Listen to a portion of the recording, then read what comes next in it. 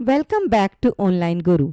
प्यारे बच्चों, in today's video we will learn about homonyms. Homonyms are the words that share same spelling and sound but lie words apart in the meaning. यानी कि उनके जो meaning है वो बिल्कुल अलग होते हैं.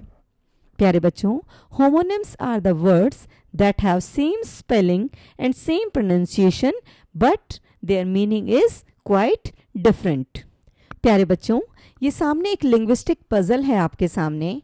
क्या आप बता सकते हैं why do we use the same word for a dog's voice and a tree's skin?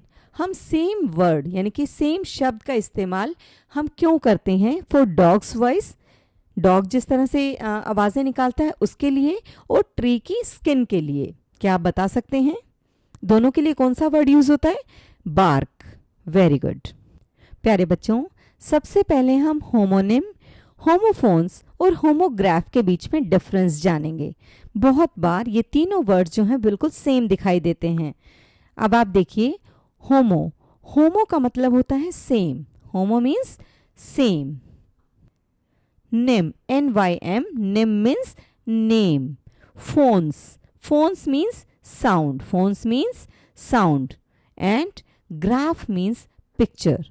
Graph means picture. तो प्यारे बच्चों, homonyms same name, homophones same sound, homograph same pictures.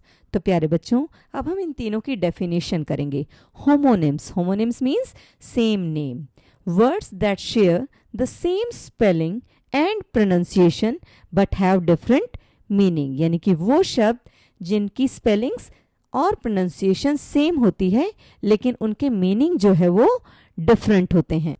For example, bat. Bat, अब एक bat, BAT, bat का मतलब है वो bat जो कि क्रिकेट इक्विपमेंट है जिसको खेल में हम यूज करते हैं. और एक बैट से हमारा मीनिंग होता है एनिमल यानी कि चमगादड़. Now we will talk about homophones. Homophones same sound. Homophones are same sound. Words that sound the same but have different spellings and meanings.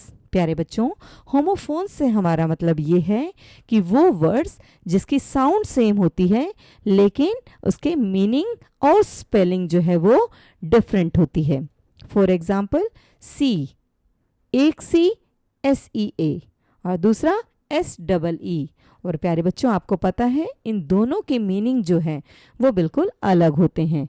SEAC is समुद्र, SEEC मीन्स देखना. तो आपने देखा दोनों की स्पेलिंग और दोनों के मीनिंग जो है वो बिल्कुल अलग हैं.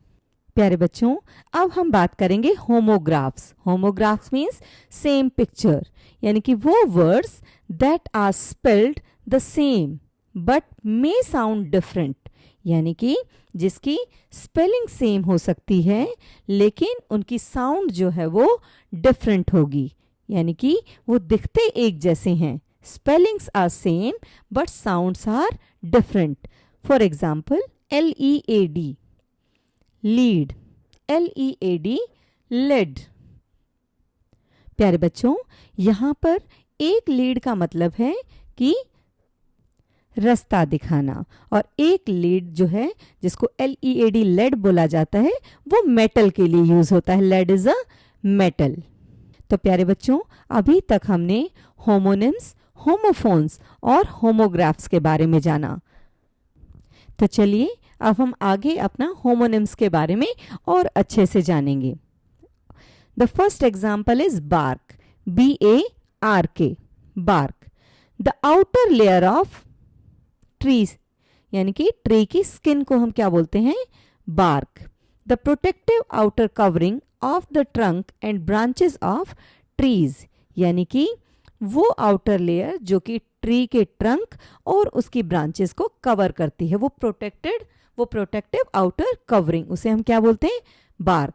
और दूसरा बार्क जिसका सेम स्पेलिंग रहेगी और सेम ही उसकी प्रोनाउंसिएशन रहेगी, वो है साउंड, यानी कि sound of dog.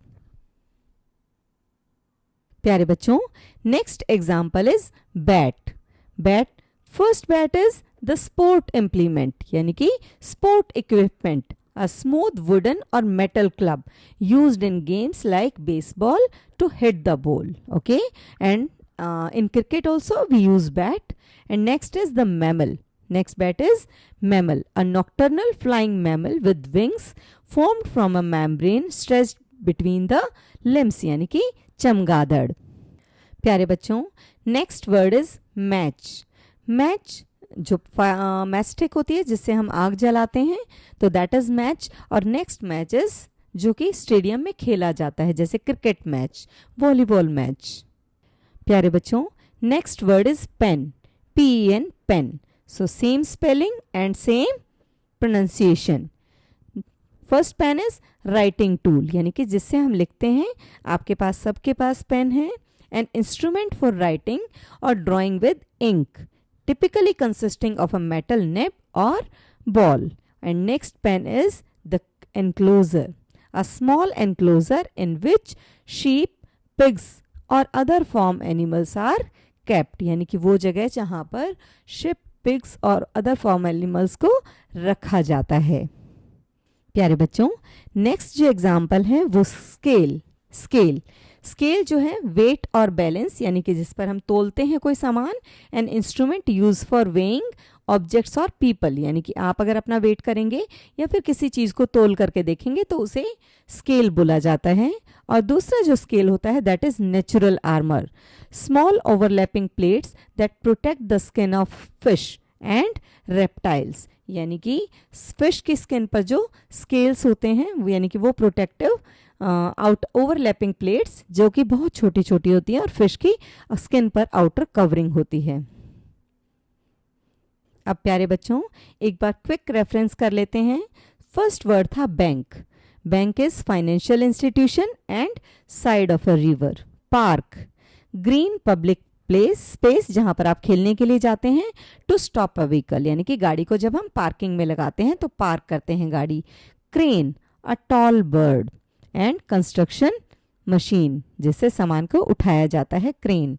Wave, hand greeting, जब हाथ हिला करके जब किसी को हेलो करते हैं, that is waving. Next is moving water, यानी कि पानी जब चल रहा होता है, that means it is wave. प्यारे बच्चों, ये कुछ एग्जाम्पल्स दिए हुए हैं, इनको हम डिस्कस नहीं करेंगे, but you can write it in your notebook for your reference.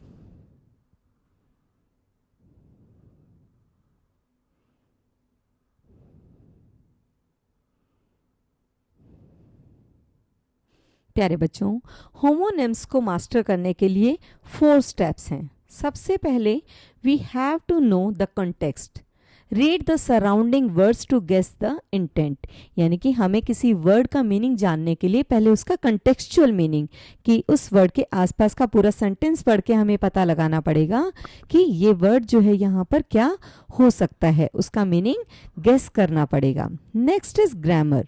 Identify if the word is a noun और अ वर्ब, और उसके बाद हमें उस वर्ड को पता करना पड़ेगा whether it is used as a noun और अ वर्ब. वो नाउन की तरह यूज हुआ है सेंटेंस में या फिर वर्ब की तरह. उसके बाद visuals. Associate the word with an image in your mind, और अपने दिमाग में हमेशा उन वर्ड्स को जो होमोनिम्स होते हैं उनको विजुअल्स की तरह याद रखें और उन विजुअल्स को वर्ड के साथ एसोसिएट करके रखें, तब आप उसका सही यूज कर पाएंगे. उसके बाद आता है यूसेज, यानी कि practice in sentences to solidify memory, और इन वर्ड्स को अपने मेमोरी में पक्का करने के लिए आपको सेंटेंसेस में बार बार इनको प्रैक्टिस करना पड़ेगा. प्यारे बच्चों, दैट्स ऑल फॉर होमोनिम्स. आपके अगर कोई भी क्वेश्चन है होमोनिम्स से related, you can write in comment box and I will try to answer all those questions that you will ask. प्यारे बच्चों, that's all for today. I hope this video will help you in understanding the homonyms. Now keep learning, keep listening. Thank you.